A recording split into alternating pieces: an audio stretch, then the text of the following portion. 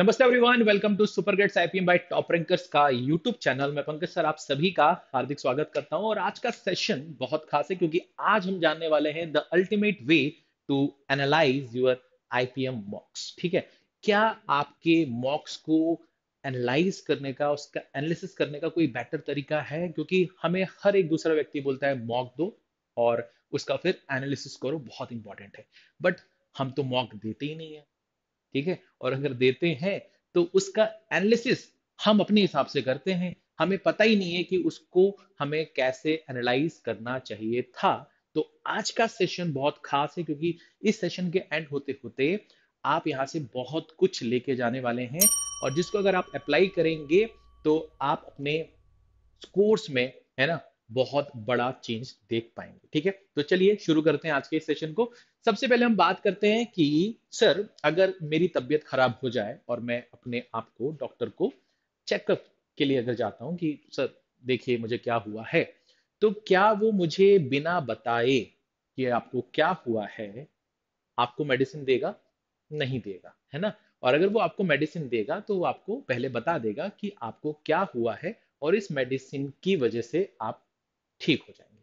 ठीक है, उसी तरीके से अगर हम आपको बोलते हैं, एज ए टीचर बोलते हैं आपको कि मॉक दो, आपके सीनियर्स आपको बोलते हैं, आपके दोस्त आपको बोलते हैं मॉक दो, तो उसका रीजन क्या है? ठीक है, उसका रीजन क्या है, तो वो सबसे पहले जान लेते हैं कि क्या मेन ऑब्जेक्टिव होता है मॉक देने का और उसके एनालिसिस से हमें क्या क्या फायदे होते हैं। ठीक है, तो पहला तो ये हमें जो रियल एग्जामिनेशन है, जो हमारा डी डे है ना, जिस दिन हम अपना रियल एग्जामिनेशन लिखने वाले हैं, उसका एक्सपीरियंस हमें पहले ही दे देता है ना। तो हमें क्या हो जाता है कि जो यूआई है ना, जो यूजर इंटरफेस होता है, जो लगभग लगभग हर एक ऑनलाइन पोर्टल का लगभग लगभग सेम होता है। तो अगर आप किसी का भी टेस्ट सीरीज लेके बैठे हुए हो और ऑनलाइन टेस्ट देते हो तो आपको एक्सपीरियंस हो जाता है कि ऑनलाइन टेस्ट कैसा होता है, उस टेस्ट का पैटर्न क्या है। ठीक है, टाइम ड्यूरेशन, डिफिकल्टी लेवल, ठीक है, टाइप ऑफ क्वेश्चंस, है ना, ये सारी चीजें आपको पता चल जाती है जब आप कोई ऑनलाइन टेस्ट देते हो। पहली चीज। दूसरी चीज ये कि आप अपने स्ट्रेंथ, अपने वीकनेसेस के बारे में जान पाते हो जब आप कोई मॉक टेस्ट देते हो। अब अगर आप मॉक टेस्ट दोगे ही नहीं और अगर मॉक टेस्ट देने के बाद में आप उसका एनालिसिस करोगे ही नहीं, तो आपको कभी पता ही नहीं चलेगा कि आप कहां पर गलत कर रहे हो, कहां पर आप बहुत अच्छा कर रहे हो। आपको बस लगेगा हाँ पेपर ठीक गया और पेपर खराब गया, बस इतना ही पता चलेगा। आप बहुत ज्यादा डेप्थ में अपने बारे में ही नहीं जान पाओगे कि आपने कैसे वहां पर रिएक्ट किया। तो इसलिए बहुत जरूरी है मॉक देना और उसका एनालिसिस करना। तीसरी चीज क्या है कि आपकी जो करंट प्रिपरेशन की लेवल है ना, अगर आप अभी कितना पानी में हो ये देखना चाहते हो, अभी अगर आज की तारीख में अगर आप टेस्ट देते हो तो आप कितना अच्छा परफॉर्म कर पा रहे हो, ये सारी चीजें आप जान पाते हो जब आप मॉक टेस्ट देते हो। ठीक है, तो मॉक टेस्ट देने से आपको ये सब चीजें पता चल जाती हैं। साथ ही साथ आपकी स्ट्रेंथ को मैक्सिमाइज करने का मौका मिलता है, आपकी वीकनेसेस को मिनिमाइज करने का मौका मिलता है, क्योंकि आपको पहले ही पता चल जाएगा कि आप कहां पर अच्छा कर रहे हो, कहां पर आप खराब कर रहे हो, कहां पर आपको जरा सा और ध्यान देना है, कहां पर आपको बहुत ज्यादा टाइम डिवोट करना है। ये सारी चीजें आपको मॉक देने और उसके एनालिसिस के बाद पता चल जाता है।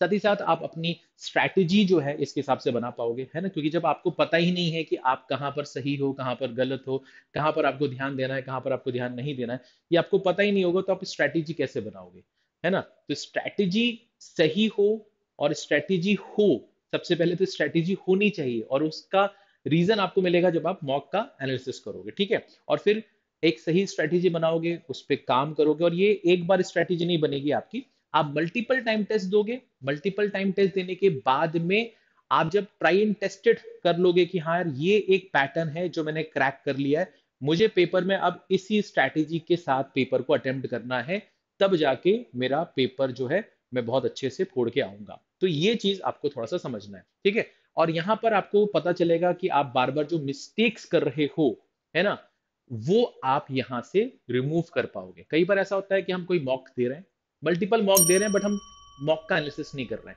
अब हमें लग रहा है कि टाइम एंड वर्क तो मेरा बहुत अच्छा है। ठीक है, टाइम एंड वर्क का तो जो भी सवाल आया हर बार मैंने हर बार उसको सही सही दिया, बट हो सकता है कि आपका उस सवाल का जवाब जो है वो गलत हो। क्योंकि आपने उसका एनालिसिस करके देखा तो है नहीं कभी कि वो आपने सही किया था गलत किया था, और क्या सही क्या गलत कर रहे हो वो पता ही नहीं चलेगा आपको।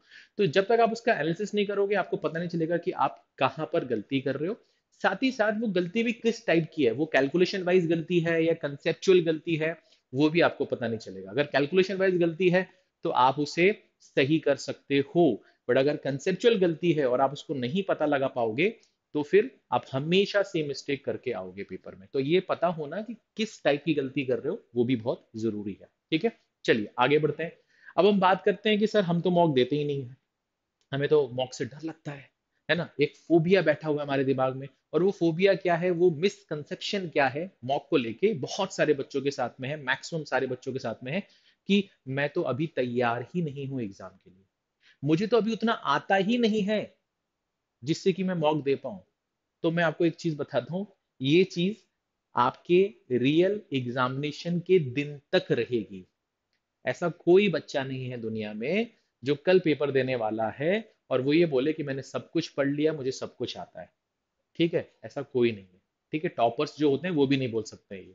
हाँ, उनकी लेवल जो है ना, उनका लेवल तैयार हो गया होगा, है ना, मगर वो कभी ये नहीं बोल सकते कि जितना पढ़ा है मोर देन सफिशिएंट है। तो आप सबसे पहले ये जो दिमाग में आपने बैठा के रखा हुआ एक डर, ये हटा दो कि मैं तैयार नहीं हूं या मुझे तो अभी उतना आता ही नहीं है जिसके बेसिस पे मैं मॉक दूं। तो ये बहुत छोटी छोटी चीजें हैं, इस पे ध्यान मत दो। आप हमेशा अपने जिस लेवल पे आप अभी खड़े हो उस लेवल को चेक करने के लिए मॉक दिया करो कि अभी आपने पूरे सिलेबस का कितना पार्ट कवर कर लिया, उसके हिसाब से आप पेपर दो। बस खत्म हुई बात। But sir full length test थोड़ी ना दे सकते हैं जब पूरी प्रिपरेशन नहीं हुई है। मैंने कहा, मैंने कब बोला कि देना है? ठीक है, क्योंकि अगर ये प्रॉब्लम है तो इसका सोल्यूशन भी है। इसका सोल्यूशन क्या है सर? इसका सोल्यूशन ये है कि आप शुरुआत करो टॉपिक टेस्ट से। ठीक है, फॉर एग्जांपल क्वांटिटेटिव एप्टीट्यूड की अगर मैं बात करता हूं तो क्वांटिटेटिव एप्टीट्यूड में आपने परसेंटेज पहले दे दिया। ठीक है, परसेंटेज के मल्टीपल टेस्ट दे दिए, लेवल 1 लेवल 2 लेवल 3, जैसे हमारे पोर्टल पे बहुत सारे अवेलेबल रहते हैं। हमारे पोर्टल पे टॉपिक टेस्ट भी हैं, सेक्शनल टेस्ट भी हैं, फुल एंड टेस्ट भी हैं। ठीक है, तो आपने टॉपिक टेस्ट से शुरुआत करी, फॉर एग्जांपल क्वांटिटेटिव एप्टीट्यूड की मैं बात कर रहा हूँ। तो आपने परसेंटेज के मल्टीपल टेस्ट दिए, आपको जब कंफर्टेबल फील हो रहा है कि आप में परसेंटेज में अच्छा हो गया, अब आप प्रॉफिट लॉस पे आ जाओ, फिर आप एसआईसीआई पे आ जाओ, फिर आप रेशियो एजेस पार्टनरशिप पे आ जाओ, फिर आप मिक्सर एलिगेशन पे आ जाओ, एवरेज पे आ जाओ। तो ऐसे करते करते हर एक टॉपिक को स्ट्रॉन्ग करो। और जब आप हर एक टॉपिक को स्ट्रॉन्ग कर लोगे हर एक सेक्शन में, जैसे अगर हम आईपीएम की बात करें तो वहां पर कॉन्ट्स आता है, वहां पर वर्बल आता है, एलआरडीआई का एक सेट कभी कभार आ जाता है। तो अगर मैं मानता हूं कि क्वांटिटी एप्टीट्यूड आपने तैयार कर लिया, इसी तरह से आपने वर्बल तैयार कर लिया, तो अगर आपके हर एक सेक्शन आपके धीरे धीरे तैयार हो रहे हैं, तब जाके आप अपना फुल लेंथ मॉक टेस्ट दे सकते हो, वो भी कॉन्फिडेंस के साथ में, क्योंकि आपने अपने आप को मजबूत किया है थोड़ा थोड़ा करके, धीरे धीरे धीरे धीरे, है ना। और प्रिपरेशन एक दिन में होती भी नहीं है, प्रिपरेशन धीरे धीरे ही होती है। ठीक है, बट आप जो भी पढ़ रहे हो वो स्ट्रांग होना चाहिए, वो आपका फाउंडेशन बहुत मजबूत होना चाहिए। ऐसा नहीं कि परसेंटेज सर पढ़ा है बट श्योर नहीं हो कि उसमें अगर कुछ आएगा तो मुझसे बनेगा ही बनेगा, नहीं नहीं, ऐसा नहीं होना चाहिए। आप पूरा सिलेबस भले ही मत पढ़ो कभी, बट आप जितना पढ़ो उतना ऐसे पढ़ो कि सर इसमें से कोई भी सवाल आएगा तो छूटेगा नहीं, इसमें से कोई भी सवाल आएगा तो मैं करके आऊंगा, ये गारंटी मैं आपको दे रहा हूँ। तो ये आपको, है ना, अपने आप को एश्योर्ड करना रहेगा इस चीज को लेके। अब बात आती है कि सर मॉक दे दिया, चलिए मान लिया हमने मॉक दे दिया, ठीक है, बट सर वो जो एनालिसिस करो उसमें करना क्या है ये तो हमें पता ही नहीं है। हमें ये कोई बताता ही नहीं कि एनालिसिस करते कैसे हैं। मैं कहा मैं आपको बताता हूँ। सबसे पहले आपको ये देखना है कि आप गलती कहाँ कर रहे हैं। उसका मेन पर्पस तो यही है कि आप गलती कहाँ कर रहे हैं। ठीक है, क्योंकि प्राइमरी जो फोकस था हमारा मॉक देने का वो ये था कि हाँ थोड़ा सा हमको, है ना, एग्जाम के दिन में कोई नई चीज देखने को नहीं मिलेगी, है ना, हमें पहले से यूजर इंटरफेस पता है, कैसे ऑनलाइन टेस्ट देते हैं वो सब कुछ पता है, वो मैंने आपसे पहले डिस्कस कर लिया। बट एक्चुअली में हमें करना क्या होता है एनालिसिस के दौरान, वो ये है कि पहले जानो कि आप गलती कहाँ कर रहे हो। ठीक है, अब गलती भी किस टाइप की गलती, जैसे मैं आपको पहले बताया कि आप कैलकुलेशन वाइज गलती कर रहे हो या कंसेप्चुअल गलती कर रहे हो। अगर कैलकुलेशन वाइज गलती कर रहे हो तो वो समय के साथ वेरी करेगा, कभी आप वो कैलकुलेशन मिस्टेक करोगे कभी नहीं करोगे। तो उसको पहले फाइंड आउट कर लिया आपने, उस पर काम करना शुरू कर दिया। फिर उसके बाद फिर आप देखो कि कहीं कंसेप्चुअल गलती तो नहीं कर रहा हूं मैं बार बार सेम सेम टाइप का क्वेश्चन हर बार गलत करके आ रहा हूं और मैं कभी इसका एनालिसिस करता नहीं था, तो मुझे पता ही नहीं चलता था कि मैं सही कर रहा हूँ गलत कर रहा हूँ। ठीक है, मुझे तो लगता था मेरा टाइम एंड वर्क बहुत स्ट्रांग है, जबकि मैं उसी में हमेशा गलती करके आ रहा हूँ, क्यों? क्योंकि मैं कंसेप्चुअली गलत हूँ। अब वो कंसेप्चुअली गलत होने का मतलब ये हुआ कि उस कंसेप्ट पर कभी भी कोई भी क्वेश्चन आएगा, आप हमेशा गलत करके आओगे। और ये आपको मॉक टेस्ट के एनालिसिस से पता चल जाता है कि आप कहाँ पर गलती कर रहे हो, तो आपको उस पर काम करने का मौका मिल जाता है। दूसरी चीज ये कि हर एक सवाल में रिक्वायर्ड टाइम से क्या आपने ज्यादा टाइम दे दिया। अब आपको लगेगा कि सर ये कैसे पता चलेगा कि रिक्वायर्ड टाइम से ज्यादा टाइम देना था या रिक्वायर्ड टाइम से ज्यादा टाइम दे दिया, है ना, ये कैसे पता चलेगा? तो मैं आपको बताता हूँ। एक्चुअली में जब भी कोई क्वेश्चन पेपर सेट होता है तो एक स्पेसिफिक टाइम में वो हो जाना चाहिए, वो पहले से फिक्स होता है और उसी हिसाब से वो डिजाइन होता है ना, उसी हिसाब से वो डिजाइन होता है। अब आप तो साल में एक बार एग्जाम देने जाओगे, फॉर एग्जाम्पल आईपीएम का, ठीक है, बट मॉक टेस्ट जो लोग बनाते हैं, जैसे हम लोग भी मॉक टेस्ट बनाते हैं, तो जब हम लोग मॉक टेस्ट बनाते हैं तो हम इस बात का ध्यान देते हैं कि अच्छा ये क्वेश्चन थोड़ा सा इजी रखते हैं, ये थोड़ा सा मॉडरेट रखते हैं, ये थोड़ा सा टफ रखते हैं, बट इजी वाले में इतना समय लगना चाहिए, इसमें इतना समय लगना चाहिए, और अगर इतना इतना समय लगने के बाद क्या ये पेपर जिस टाइम पीरियड में फ्रेम किया जाना चाहिए उस टाइम पीरियड में फ्रेम हो रहा है, हाँ हो रहा है, बस खत्म। ऐसे ये मॉक टेस्ट बनाया जाता है। तो जब आप कोई ऑनलाइन टेस्ट परचेज करते हो या वहां पर जब आप टेस्ट देते हो उसका एनालिसिस करते हो, जब आप टेस्ट सबमिट करते हो, तो वहां पर आपके पास में एक पूरा, है ना, चार्ट बन के आ जाता है, ठीक है, पाई चार्ट के फॉर्म में, है ना, टेबुलर फॉर्म में, बार के फॉर्म में आपके पास पूरा डेटा आपका आ जाएगा। तो वहां पर आपके पास में लिखा रहेगा कि ये क्वेश्चन आपने सही किया, इसमें आपने इतना समय लिया, इतना समय इसमें देना चाहिए था, और आपका रिस्पॉन्ड आपने फास्ट किया है या स्लो किया है या एवरेज किया, वो सब कुछ वहां पर आपका डेटा आ जाता है। तो ये सब चीजें आपको एग्जामिनेशन के पहले अगर पता होंगी कि अच्छा मेरा स्ट्रेंथ, है ना, मेरी वीकनेसेस क्या है, मैं कहाँ पर टाइम ज्यादा दे रहा हूँ, कहाँ पर मुझे टाइम कम देना चाहिए था, ये सब चीजें आपको पहले से पता चल जाएगी। अभी मैं आपको एग्जाम्पल के थ्रू बताऊंगा भी। तो आपको पहले तो ये समझ में आना चाहिए कि कहाँ पर आप गलतियां कर रहे हो, किस टाइप की गलती कर रहे हो, कंसेप्चुअल या कैलकुलेशन वाइज। उसके बाद आपको रिक्वायर्ड टाइम से आप ज्यादा टाइम कहाँ पर दे रहे हो, ठीक है, कहाँ पर आपको और टाइम देना चाहिए। कई बार ये भी आपको नहीं पता होना होता है, आप हर एक सवाल को एक जैसे ही ट्रीट करते हो, जबकि ऐसा नहीं है। ऐसा नहीं है। जो बड़े लोग होते हैं, है ना, जो ऑफिसर्स होते हैं या जो बड़े लोग होते हैं, वो लोग जब किसी को मिलने का टाइम देते हैं तो किसी को 10 मिनट देते हैं, किसी को 20 मिनट देते हैं, किसी को आधा घंटा टाइम देते हैं। वो डिपेंड करता है कि उस आदमी से हमें क्या बात करनी है, क्या मुद्दा है, उसके हिसाब से 10 मिनट बहुत है। ठीक है ना। उसी हिसाब से जब हम पढ़ते हैं तो पढ़ते समय भी हमें ध्यान देना है कि किस सब्जेक्ट को कितना टाइम देना है, कब टाइम देना है ना। दूसरी चीज, मॉक टेस्ट देते समय भी किस क्वेश्चन में कितना समय हमें देना चाहिए। अब जैसे फॉर एग्जांपल कोई सवाल आया, आपने फिक्स कर लिया कि इस सवाल में ना मुझे 50 सेकंड देने हैं या मुझे इस सवाल में 90 सेकंड्स देने हैं। अगर वो उस गिवन टाइम पीरियड में आपसे हो जाता है क्रैक तो ठीक है, नहीं तो आप स्किप करो, उसे आगे बढ़ो। नहीं तो अगर आप उस पर लगे रहोगे तो फिर आगे चलकर जो बहुत अच्छे अच्छे क्वेश्चंस थे, जो स्कोरिंग थे, जो इजी थे, जो देखते ही बन जाते, वो छूट जाएंगे और आपको ये कभी पता भी नहीं चल पाएगा। आपको तो बाद में पता चलेगा जब आपके पास पूरा पेपर आएगा, क्योंकि आप तो वहां तक पहुंचोगे ही नहीं ना उस दिन। ठीक है। तो कहने का मतलब मेरा ये है कि आपको पहले फिक्स करना पड़ेगा कि हमें किस सवाल में कितना समय देना है। ठीक है, चलिए, तो ये चीज हो गई। साथ ही साथ आपको ये भी पता होना चाहिए कि आपको पेपर कहाँ से स्टार्ट करना है। और ये कैसे पता चलेगा? जब आप मल्टीपल मॉक्स दोगे, मल्टीपल मॉक का एनालिसिस करोगे, आपको अपनी स्ट्रेंथ पता चल जाएगी, अपनी वीकनेसेस पता चल जाएंगी, तब आप एक स्ट्रैटेजी बना पाओगे डी डे के लिए कि मुझे आज के दिन जाना है पेपर में और सबसे पहले मुझे इस स्ट्रैटेजी को फॉलो करना है। सबसे पहले मुझे कौन सा क्वेश्चन उठाना है, कौन से सेक्शन से स्टार्ट करना है। ये सारी चीजें आप, है ना, मेंटली अपने आप को प्रिपेयर ऐसे नहीं कर लोगे, बातें करके नहीं कर पाओगे जब तक आप अपने आप के ऊपर ये ट्राई एंड टेस्टेड नहीं करोगे। ठीक है, चलो आगे बढ़ते हैं। अब बात आती है सर की सबसे इंपॉर्टेंट चीज है डिटेल्ड एनालिसिस, उसके बारे में बात करेंगे। और ये डिटेल्ड एनालिसिस भी दो टाइप के होते हैं, एक होता है सेक्शन वाइज, एक होता है क्वेश्चन वाइज। ठीक है। अब सेक्शन वाइज का मतलब ये है, सबसे पहले मैं आपको यहाँ पर एक टिप देना चाहूंगा कि जब आप पेपर अटेम्प्ट भी करते हैं, कोई मॉक टेस्ट दे रहे हैं, ऑनलाइन मॉक टेस्ट दे रहे हैं, या डी डे के दिन भी अगर आप पेपर दे रहे हैं, रियल एग्जामिनेशन भी दे रहे हैं, तो वहां पर सबसे पहले वो सेक्शन उठाओ जो सेक्शन आपका बहुत ज्यादा मजबूत है। ठीक है ना। आपके पास चॉइस अगर है तो आप वो उस सेक्शन से स्टार्ट करो जो आप, जिसमें आप बहुत अच्छा कर सकते हो। उसका रीजन क्या है कि अगर आपका एक बार कॉन्फिडेंस बूस्ट हो गया तो कई बार उसका इफेक्ट आपको दिखाई देगा। अगर आप शुरुआत में ही गलतियां कर रहे हो, शुरुआत में ही आप थोड़ा सा लो पड़ गए, ठीक है, तो आगे आपको बहुत दिक्कत होगी, है ना, क्योंकि हर एक क्वेश्चन जो है वो डिफरेंट डिफरेंट डिफरेंट चैप्टर का होगा, डिफरेंट डिफरेंट कॉन्सेप्ट पर बेस्ड होगा और उसका डिफिकल्टी लेवल भी अलग अलग होगा। तो अगर आप अपने आप को थोड़ा सा बूस्ट करना चाहते हो, थोड़ा सा अपना एनर्जी लेवल बढ़ाना चाहते हो, अपने अंदर कॉन्फिडेंस भरना भरना चाहते हो, तो कोशिश ये करो कि वो सेक्शन पहले अटेम्प्ट करो जिसमें आप बहुत अच्छा करते हो। ठीक है। दूसरी चीज ये है कि जब आप मॉक टेस्ट दे देते हो, ठीक है, तो सेक्शन वाइज सबसे पहले आप चेक करो कि उस सेक्शन में आपका क्या स्कोर है, क्या एक्यूरेसी है। ठीक है, बहुत सारी पैरामीटर्स होते हैं जब आप ऑनलाइन टेस्ट दोगे, तो उसमें सबसे पहले अपना स्कोर चेक करो, अपनी एक्यूरेसी चेक करो, और उसके बेसिस पे आप ये डिसाइड कर पाओगे कि अब आपको अगले मॉक में कहां पर कितना समय इन्वेस्ट करना चाहिए था। ये आपको एनालिसिस के थ्रू ही पता चलेगा, पहली चीज। दूसरी चीज ये कि आपको एक अच्छा बैलेंस बनाकर चलना है पूरे पेपर में। ठीक है, और ये आपको एक दिन में अचीव नहीं कर पाओगे, आप मल्टीपल मॉक टेस्ट दोगे, तब आपको समझ में आएगा कि यार मुझे ना यार सेक्शनल टाइम लिमिट का भी ध्यान देना है, मुझे सेक्शनल कट ऑफ का भी ध्यान देना है।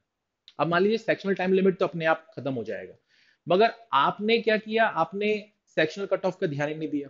आप जो एग्जाम दे रहे हो वहां पर अगर सेक्शनल कट ऑफ है और आप इस बात को नजरअंदाज कर दोगे, तो किसी एक पर्टिकुलर सेक्शन में आप कितना भी अच्छा कर दो और एक सेक्शन में आप कट ऑफ ही क्लियर नहीं कर पाओ, तो क्या फायदा उसका। तो आपको बैलेंस बनाना पड़ेगा कि आपको हर एक सेक्शन में सेक्शनल कट ऑफ जो है वो क्लियर करना पड़ेगा। और उसके लिए आपकी स्ट्रैटेजी क्या होनी चाहिए कि आपको पता होना चाहिए कि किस समय में हमें किस सवाल में हमें कितना समय देना है, और पेपर को किस सेक्शन से या किस क्वेश्चन से हमें स्टार्ट करना है। ठीक है, कि हम कहां से पेपर को स्टार्ट करें, किस सवाल को कितना समय दें। ये सारी चीजें आपको आपके मॉक एनालिसिस से जो आप सीखोगे और जिसको आप बार बार अप्लाई करोगे, ट्राई एंड टेस्टेड करोगे और अपने आप को डी डे के लिए तैयार करोगे, तब ये आप सीख पाओगे। ठीक है। कई बार सेक्शनल टाइम लिमिट होगी किसी एग्जाम में, कहीं पर नहीं होगी। मैं सिर्फ आईपीएम के अलावा भी आपको चीजें बता रहा हूँ, बट हमेशा अपने आप को सेक्शनल टाइम लिमिट के हिसाब से प्रिपेयर करके चलो, मेंटली प्रिपेयर करके चलो। ठीक है। चलिए, अब बात आती है क्वेश्चन वाइज एनालिसिस की। अब अगर आप पेपर दे रहे हो तब आपके लिए एक टिप बता रहा हूं कि हमेशा उस क्वेश्चन से स्टार्ट करो जो क्वेश्चन आपको ज्यादा अट्रैक्ट कर रहा है। अब वो अट्रैक्ट क्यों करेगा, क्योंकि आपका स्ट्रॉन्गर एरिया होगा। ठीक है, आपका स्ट्रॉन्ग एरिया से वो क्वेश्चन पूछा गया होगा, या तो वो क्वेश्चन इजी होगा, या तो वो क्वेश्चन लेस टाइम कंज्यूमिंग होगा। क्वेश्चन को अटेम्प्ट करने की जो सीक्वेंस होनी चाहिए वो ये होनी चाहिए, कौन सा एरिया आपका स्ट्रॉन्ग है, उस एरिया से अगर कोई क्वेश्चन दिख रहा है करते चलो। इजी क्वेश्चन है कर दो, लेस टाइम कंज्यूमिंग है कर दो। अब क्या बचा, अब बचा सर डिफिकल्ट एरिया या आपका वीक एरिया। यार ये जो टॉपिक है ना, ये मेरे वीक एरिया से पूछा गया, बट ये क्वेश्चन डिफिकल्ट है, तो वीक एरिया वाला पहले करो क्योंकि ये तो डिफिकल्ट है। तो पहले वीक एरिया वाले पे टाइम इन्वेस्ट करो, हो गया अच्छी बात, नहीं तो फिर डिफिकल्ट वाले पे जाओ, और फिर उसके बाद जो मोर टाइम कंज्यूमिंग क्वेश्चन है उस पे जाओ। ये ऑर्डर आपका होना चाहिए क्वेश्चन को अटेम्प्ट करने का। ठीक है। अब बात ये आती है कि अगर आप यहां पर ये स्ट्रेटेजी नहीं अपनाओगे, टाइम को कैसे इफिशिएंटली आपको यूज करना है हर एक क्वेश्चन में, हर एक क्वेश्चन में आपको कितना कितना समय देना चाहिए, अगर आप ये पहले से डिसाइड करके नहीं जाओगे, तो यहां पर ये जो है ना, ये वाला पार्ट मोर टाइम कंज्यूमिंग वाला, या ये वाला पार्ट, ये वो वाले पार्ट हैं जहां पर मैक्सिमम बच्चे छोड़ देंगे ये क्वेश्चन, देखते ही छोड़ देंगे। अगर आपने टाइम बचा लिया, अब आपको मालूम है आपके पास अब कुछ नहीं है करने के लिए, टाइम अगर है आपके पास, तो वो टाइम आप इन दोनों जगह पे इन्वेस्ट करोगे। और जब आप इन्वेस्ट करोगे कुछ ना कुछ अगर आपने क्रैक कर दिया, तो अगर आपने एक क्वेश्चन भी क्रैक कर दिया, वो एक क्वेश्चन जो सब छोड़ के आ रहे हैं, तो आप कहीं ना कहीं उनसे लीड ले लो। क्योंकि जो सारे बच्चे कर रहे हैं, अगर आप भी वही कर रहे हो, तो डिफरेंस कहां से क्रिएट होगा, डिफरेंस फिर आपको यहीं से क्रिएट करना पड़ेगा अगर पेपर टफ आता है तो। ठीक है, बात समझ में आ रही है। अगर पेपर इजी आता है तो फिर कट ऑफ भी आपको मालूम है हाई जाता है, तो वहां पर भी आपको डिफरेंशिएटिंग फैक्टर यही सब क्वेश्चंस होते हैं, यही सब क्वेश्चंस होते हैं। तो ये क्वेश्चंस हमेशा आपको हेल्प करेंगे, चाहे पेपर इजी आए चाहे पेपर टफ आए। डिपेंड करता है कि आपने वो टाइम बचाया कि नहीं बचाया। अगर आपके पास टाइम होगा तो आप इस पे इन्वेस्ट करोगे, और इस पे इन्वेस्ट करोगे तो आपको अच्छा रिटर्न मिलने वाला है, गारंटी है। ठीक है।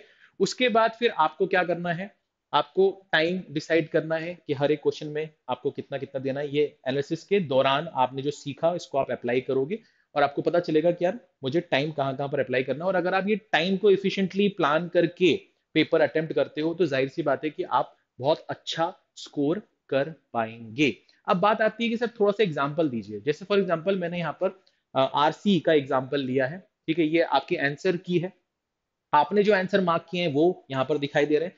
अब यहाँ पर आपका जो ग्रीन वाला पार्ट है वो वाला पार्ट है जो आपने सवाल को अटेम्प्ट किया और वो सही हो गया। रेड वाला वो वाला पार्ट है, आपने क्वेश्चन को अटेम्प्ट तो किया बट वो गलत हो गया। और येलो वाला पार्ट कौन सा है कि आपने क्वेश्चन को अटेम्प्ट ही नहीं किया। अब यहाँ पर सबसे इंपॉर्टेंट चीज है कि सर यहाँ पर आपको दिख रहा होगा, ठीक है, अगर आप इसको यहाँ पर ध्यान से देखेंगे तो आपको यहाँ पर कुछ दिख रहा होगा। तो ये जो क्वेश्चन है ये इजी है, ये क्वेश्चन आपका मॉडरेट है, ठीक है, ये मॉडरेट क्वेश्चंस हैं, ठीक है। अभी तक इसमें कोई भी क्वेश्चन टफ नहीं था, टफ होता तो तीनों बार आपके रेड होते। तो आपका ये इजी इजी क्वेश्चंस हैं, ये मॉडरेट है, ये इजी है, moderate moderate moderate moderate moderate, ठीक है, ये बात समझ में आ गई। अब ये कैसे पता चलेगा आपको, ये कैसे पता चलेगा आपको, जब आप उसका एनालिसिस करोगे तब आपको पता चलेगा कि अच्छा ये क्वेश्चन मॉडरेट है। दूसरी चीज ये कि इस सवाल में आपको 4 मिनट 15 सेकंड देने चाहिए थे, ये एग्जामिनर ने पेपर सेट करते समय डिसाइड किया, आपने इसमें 2 मिनट 11 सेकंड दिया, यानी कि आपका रिएक्शन कैसा है, फास्ट है, ठीक है।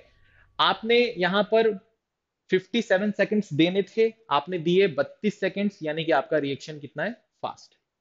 यहां पर आपको देना था क्या, 57 सेकंड्स, आपने यहां पर 57 सेकंड्स ही लिए हैं, इसका मतलब यहां पर ये क्या है, एवरेज है।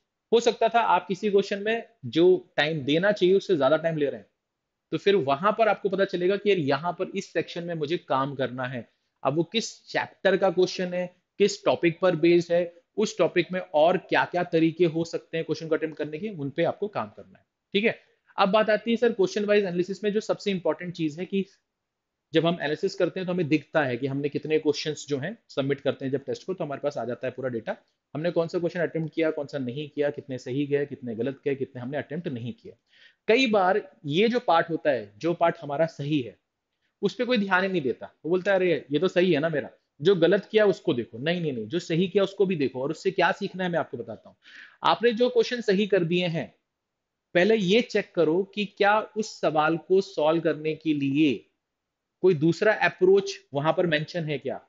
अपना सोल्यूशन और जो एग्जामिनर ने जो सोल्यूशन प्रोवाइड किया है, क्या वो अलग अलग है, क्या वो आपसे बेटर है, क्या वो आपके आपके मेथड से लेस टाइम कंज्यूमिंग है, अगर है तो उसको सीखो, आपको हेल्प करेगा। यहाँ पर अगर आपने सही किया है और यहाँ पर अगर आपने टाइम कम भी लिया था तो ये टाइम और रिड्यूस हो सकता है, क्यों, क्योंकि आपको एक बेटर अप्रोच पता चल जाएगी इसके सोल्यूशन को देखकर। बात समझ में आ रही है, हाँ या ना, ठीक है। दूसरी चीज ये कि जो आपने गलत किया है, ठीक है, गलत किया है, तो आपने अपना सोल्यूशन और जो एग्जामिनर ने जो सोल्यूशन दिया है उसको चेक करना है। अब आपने जब अपना सोल्यूशन चेक किया और आपने देखा कि यार जो अप्रोच मैंने अपनाई है सेम अप्रोच वहां पर भी दी गई है, फिर भी मैंने गलत कर दिया, इसका मतलब लैक ऑफ क्या, लैक ऑफ एक्यूरेसी, यानी कि यार एक्यूरेसी कहीं ना कहीं मैं लैक कर रहा हूं, मुझे अपने एक्यूरेसी पे काम करना पड़ेगा। क्योंकि जो चीज मुझे आती है वो चीज भी करते करते अगर मैं गलत करके आ जाऊं तो क्या फायदा है। तो सबसे पहले तो आपको अपना सोल्यूशन गिवन सोल्यूशन के साथ मैच करना है, अगर अप्रोच सेम है तो फिर भी गलत हुआ तो इसका मतलब एक्यूरेसी पे काम करना पड़ेगा। और अगर कुछ नया सीखने को मिल सकता है वहां से, अगर उसकी कोई अप्रोच अलग है ना, कोई तरीका अलग है, कोई कैलकुलेशन टेक्निक वहां पर कुछ डिफरेंट यूज हुई है जो आपने नहीं की, तो उसे सीख लो वहां से, ठीक है। तो ये एक लर्निंग है।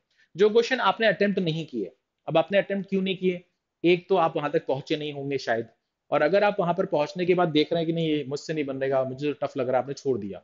अगर आपने इस सोच के साथ छोड़ा कि टफ लग रहा था, टफ लग रहा था, तो पहले आप एग्जामिनेशन हॉल में नहीं कर पाए, बाद में करके देखो, उसे ट्राई करो उसको। जब आप उसको ट्राई करोगे तो पहले चेक करो कि आपका आंसर सही आ रहा है या नहीं आ रहा है। अगर सही आ रहा है तो अच्छी बात है, फिर चेक करो कि अच्छा मैंने टाइम कितना लिया, और यार मैंने बहुत टाइम ले लिया यार, अच्छा वो मैंने छोड़ दिया ये क्वेश्चन, अच्छा वो मैंने छोड़ दिया क्योंकि बहुत टाइम ले रहा है, इसके चक्कर में तो फिर और नुकसान होता। और अगर टाइम ठीक ठाक ही ले रहे हो तो आपको लगेगा कि यार मैंने वहां पर क्या सोच के इसको छोड़ा, मैं क्यों डर गया था, ये डर मुझे हटाना है यहाँ से, ये डर मुझे यहाँ से हटाना है, ठीक है। दूसरी चीज ये है कि आपको अगर वहां पर कुछ नया सीखने को मिल रहा है, क्योंकि अगर आपका वो क्वेश्चन ऐसा आ गया जो आपने अटेम्प्ट नहीं किया कि मुझे तो आता ही नहीं है, ठीक है, तो आपको ये देखना है कि क्या इसको सीखा जा सकता है, क्या ये कभी कभार पूछे जाने वाला क्वेश्चन है, या रैंडमली ये क्वेश्चन पूछा जा रहा है, फ्रिक्वेंटली ये क्वेश्चन पूछा जा रहा है। तो अगर ये फ्रिक्वेंटली पूछा जा रहा है तो आप उसको सीखो, ताकि आपको आगे चलकर ये हेल्प करने वाला है, ठीक है। तो मैं उम्मीद करता हूँ आज के इस सेशन में आपको जो कुछ भी बताया गया, समझाया गया, सिखाया गया, वो आपको समझ में आया होगा। अगर आपको सेशन अच्छा लगा, समझ में आया, तो प्लीज कमेंट करके हमें बताइएगा जरूर। और अगर सेशन को शेयर करेंगे तो अच्छा लगेगा, और कमेंट करके बताइएगा कि आप हमसे और क्या क्या चीजें एक्सपेक्ट कर रहे हैं, उन सभी के लिए हमारी टीम आपके लिए काम करेगी। और सेशन को लाइक जरूर कीजिएगा, शेयर जरूर कीजिएगा, और चैनल को अगर अभी तक सब्सक्राइब नहीं किया तो सब्सक्राइब कर लीजिए। मैं पंकज सर मिलता हूँ आपसे नेक्स्ट सेशन में। Thank you so much.